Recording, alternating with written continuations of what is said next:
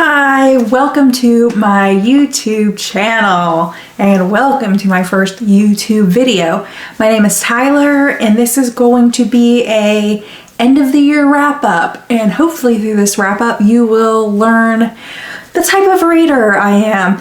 I have had a lot of technical difficulties in making this video, so it is going up way later than anticipated and is kind of a different format than I was originally planning. So first I want to touch on some of the things Goodreads has pulled up for me this year in their little end of the year summary. So I have read 102 books so far this year. I'm currently reading 2 more books, which will probably be finished by the end of the year. So it would be the Millennial-gram book by Hannah Pache. I'm reading that. I'm halfway through that, and I just started a collection of stories called An Elderly Lady Must Not Be Crossed, which I read the first book earlier this month and was just waiting for the library to check the second book out for me. So I've read 102 books. I have read 30,471 pages. You know, a little bit more when I finish these other 2 books, but they're not long, so it'll still be in that same range. Okay, so the shortest book I have read is Champions Outlawed. This is just a single issue. I don't typically read a lot of single issues. I tend to read comic book stories like this in trade paperback forms, which is, like 6 issues collected together. But my husband bought this for me at the beginning of the year, and so this was the shortest book I read. And then the longest book I read is this honkin' mass, Reaganland. America's Right Turn, 1976 to 1980. And let me tell you, it covers every little tiny thing that happened between these years of 1976 and 1980. I don't think I would recommend this book to anyone. I basically had to treat it like a part-time job and block off like 3 hours Monday through Friday to dedicate to reading this book if I was ever going to finish it. But I'm glad I read it. I learned a lot. The average book length I read this year was 298, which surprised me because I read a lot of thick books, but okay, I must have also read a lot of short books. The most popular book I read this year was Jane Eyre, and I actually own it, but a friend of mine is borrowing it currently. It's the first time I've read it, and I was so surprised at how much I liked and enjoyed it. I was expecting it to be such a difficult read and that maybe I wouldn't connect to it, but I loved it. It was just an incredible story. I can't believe how good it still is. It just absolutely blew me out of the water. I didn't expect it.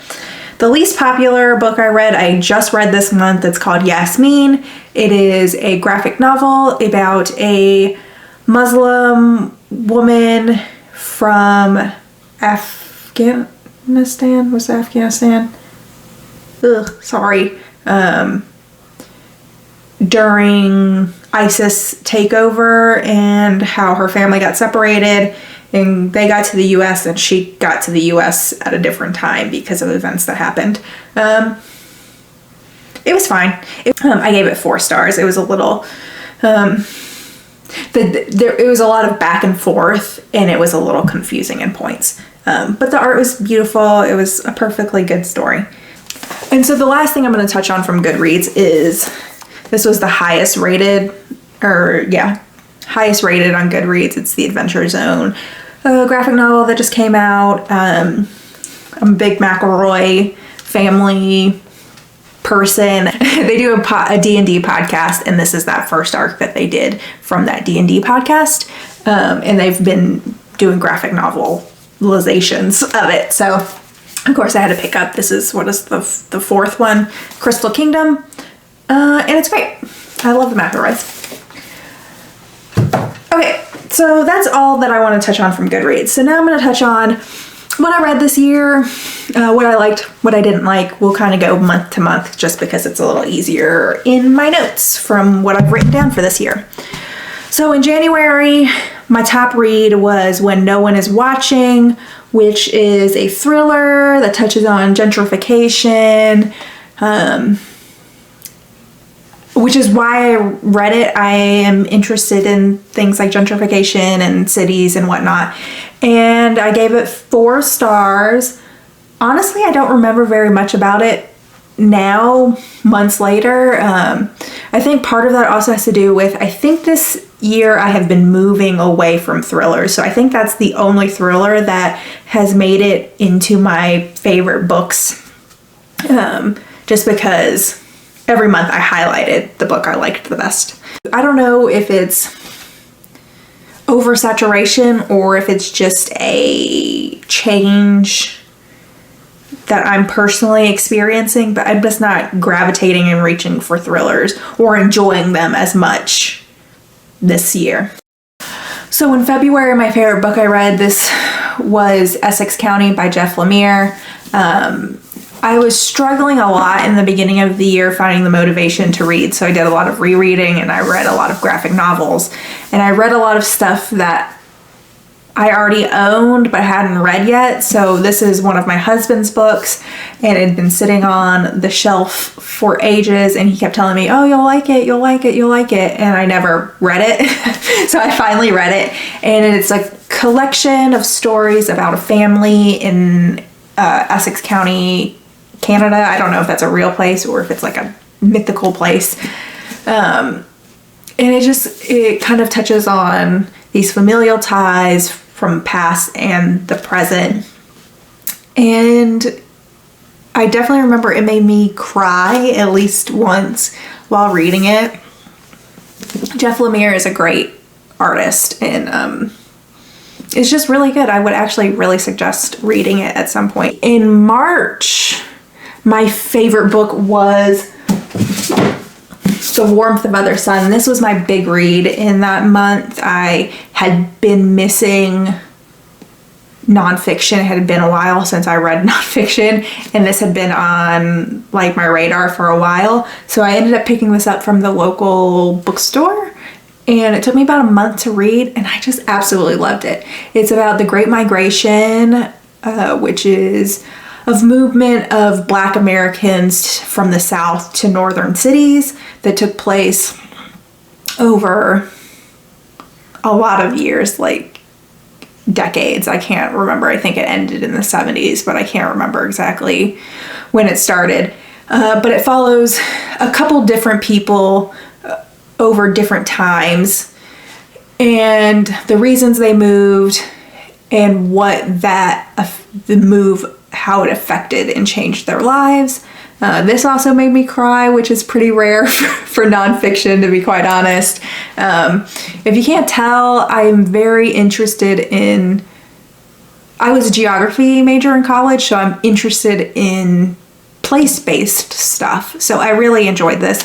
And Isabella Wilkerson's second book, Cast, The Origins of Our Discontents, I believe is what it's called, is also on my TBR to be read at some point, but I'll probably also buy that in physical format because I prefer to read nonfiction in physical format. And I've been enjoying reading these and highlighting or owning them and highlighting stuff. So there was a lot of rereads that month, a lot of graphic novels.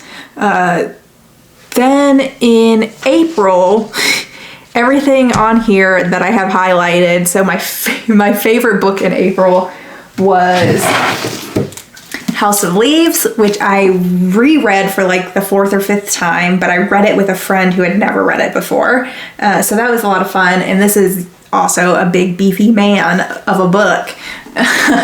So this took some time. But that was really fun to read it with another person. I've never really talked to anyone about this book, especially while reading it. So that was fun.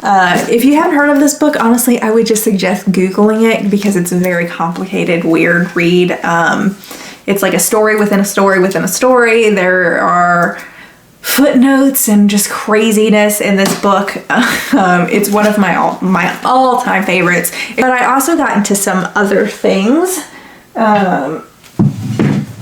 I read a lot of manga that month. So I read 2 collected editions of Sailor Moon. The biggest surprise, though, was Yowamushi Pedal. It is about a nerdy boy who's into anime who ends up on the cycling team at his high school, the Japanese equivalent of high school, I believe. And it's just, I don't know, it was really fun. I enjoyed it. I didn't think I was going to keep reading it. My husband had bought this first one.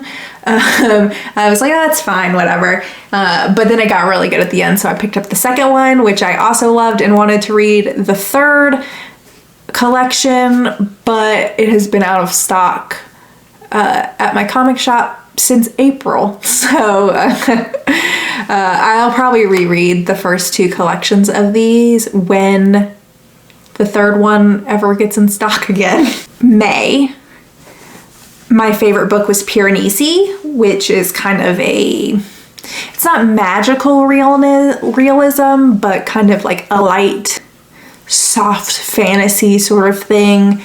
The main character, Piranesi, is living in a house of many hallways that all have there's all these statues, and there's like an ocean in the basement, and there's this other person that's also there, and it's kind of like another dimension, and there's a little bit of mystery going on through it. I really enjoyed Piranesi quite a bit.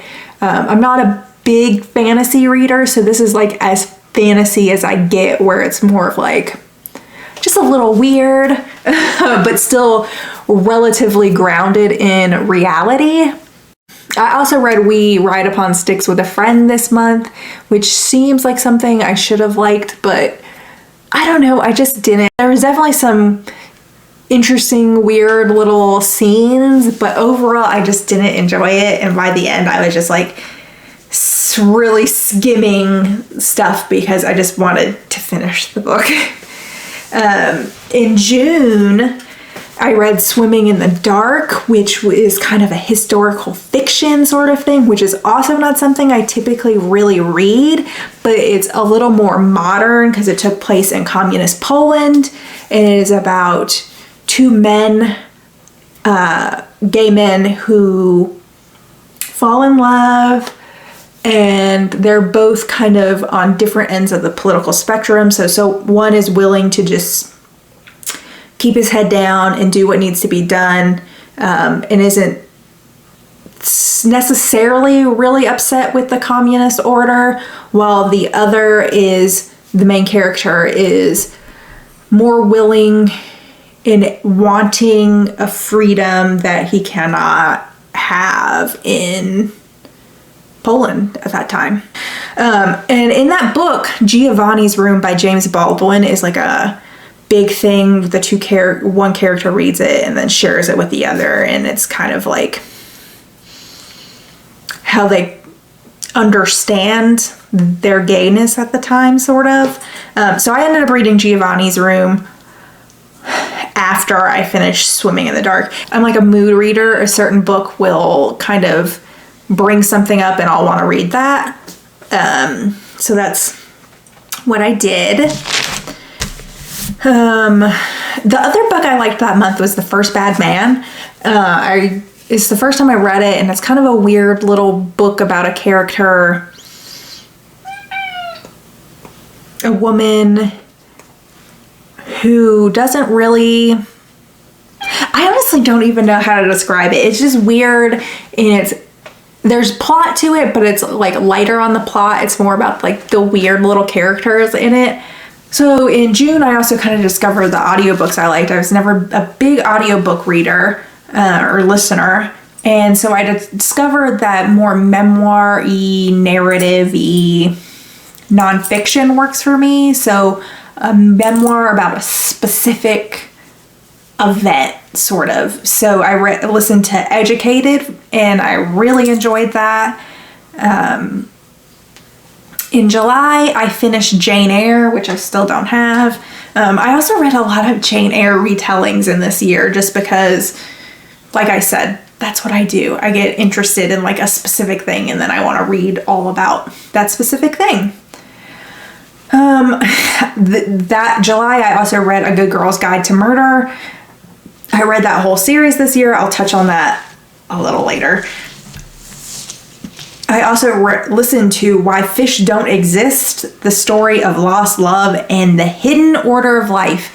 And I absolutely love that audiobook. If you haven't watched, or if you haven't listened to it, I really would suggest it. It is about the author as she learns and researches about a man who is trying to taxonomically name all the fish, basically discover and name all the fish.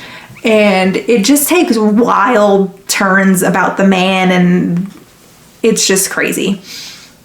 And I loved it.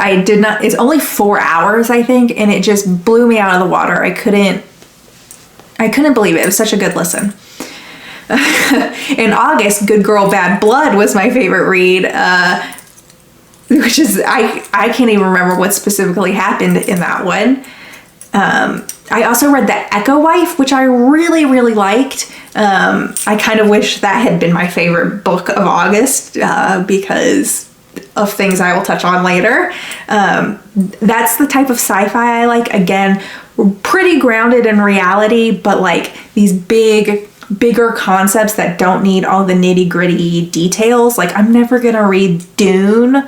I'll just leave it at, I'm never gonna read Dune because it's just too complex. It's too nitty-gritty. I don't want or need that level of detail when I am reading sci-fi. I like those bigger general concepts where it's just an interesting, fun little romp almost. Okay, September was the month I read the least, and I didn't read anything all that great. It was almost all 3 stars except for 1 4-star, which is What the Living Do, which is a collection of poetry. I'm not a big poetry reader, but that happened to be the best thing I read that month.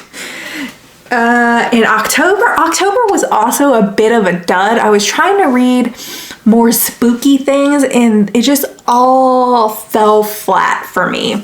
So I read Severance, which I had been putting off. I had planned to read last year, but then pandemic shit happened and I was like, I don't want to read about pandemic shit. I'm living through it. So come October, I was feeling good about reading pandemic stuff, and like, it didn't make me feel bad in terms of pandemic vibes. I just didn't like it. Another thing I didn't like in October was Go Ask Alice. I read this knowing it was fake, but I thought it came out in the 90s, and I thought it was gonna be fun to read. Like, I knew it was fake, and I knew it was like anti-drug propaganda. It was definitely that, but it was not fun to read. I wouldn't recommend it to anyone. It wasn't fun. I didn't enjoy it. It sucked. Don't read Go Ask Alice. So the other 2 books I liked that month was Stray Dogs, which I don't own a copy of, but was a graphic novel about a serial killer and his dogs, and it was good. I don't want to describe more than that. I also reread The Basic 8 in October. Well, I finished it. I mostly read it in September, but I finished it in October because I was trying to sync it. It's told in journal entries, and I was trying to sync it up with the days that were being written about. The day it was written about, I tried to read it that day. And then by the end, I just wanted to finish it. So I stopped doing that. I've read this a lot of times. If you like dark academia, you might like this. Like, I wouldn't describe this as dark academia, but it is about a group of high school friends. They're into theater and opera, and they're snarky. And there's a murder, and there is an unreliable narrator telling the story through her edited journal entries, and you know that they're edited. It's maybe a tad dated, just a little bit. It was written in the 90s. But I love it. I love this book. It's one of my favorites. In November, I read a few things that I want to get into detail about. I read The Troop, which is a horror book, and it is by far the scariest thing I have ever read. It's definitely more body horror.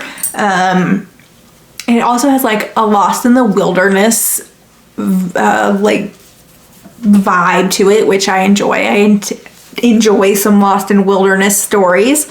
So there's a little bit of that. I have never read anything like this before. It has been on my TBR for a little bit because it had been described as like most disturbing books or something like that. And I was like, that's intriguing. And I kind of feel like maybe this is where my reading is heading versus more thrillers, which I used to read a lot of. I think I might be heading more towards like a horror direction now. So I really liked The Troop. It scared the bejesus out of me. And it was good.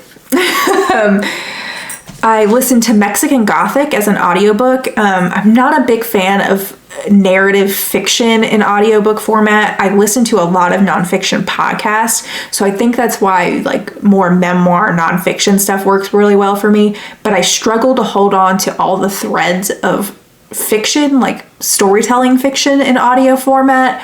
So I want to reread Mexican Gothic in physical form at some point, but I really liked the audiobook. And I would recommend it if you enjoy fiction audiobooks. I also read My Year of Rest and Relaxation in November, which I really, really liked. I think it's a little contentious because not a whole lot happens in it and the narrator kind of sucks.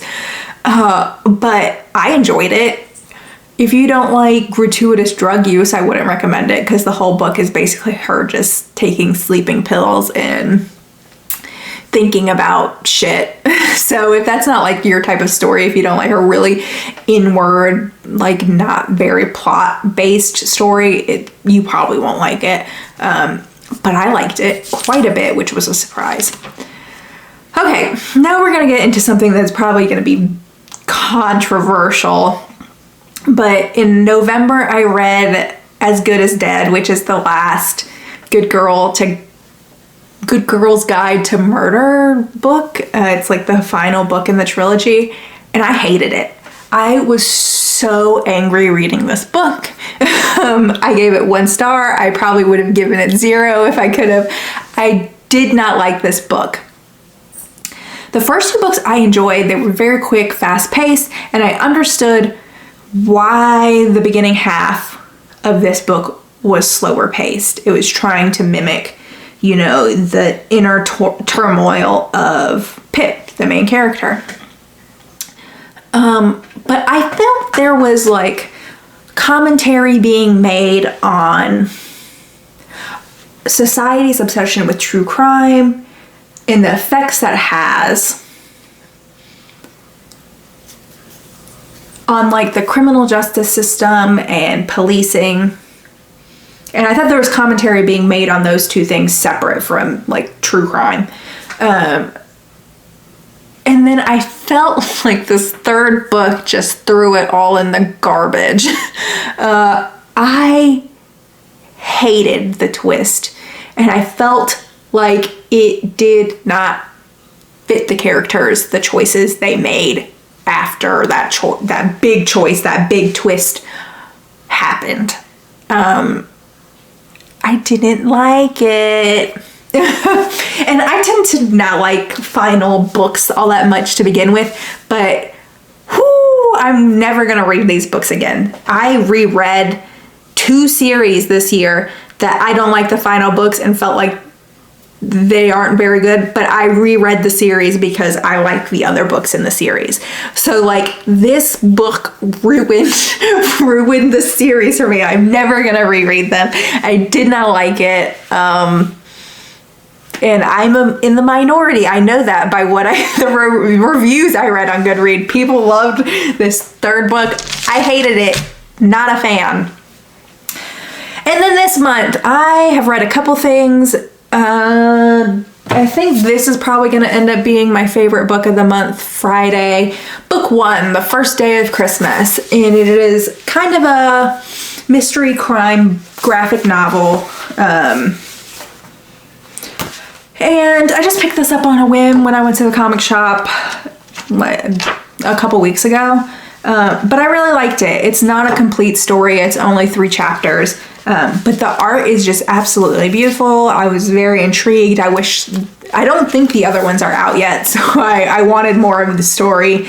And the art is beautiful. I just was I don't know how well this will pick up, but I was just absolutely blown away by just the first chapter, like title page. And it's beautiful, and it's just a interesting story.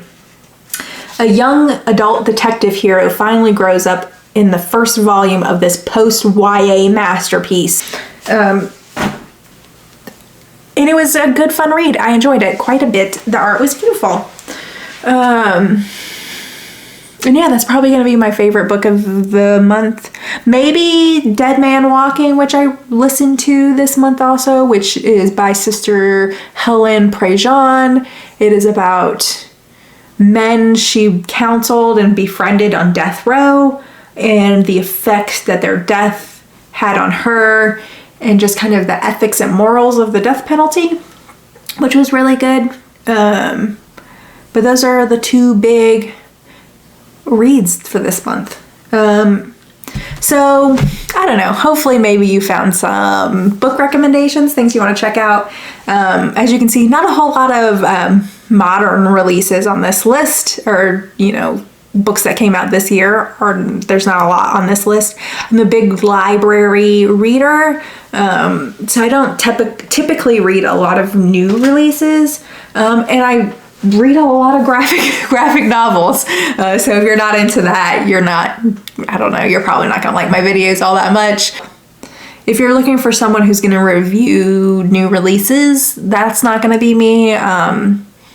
Because I read what I'm in the mood for, and so I just float along and read what I want to read when I want to read it.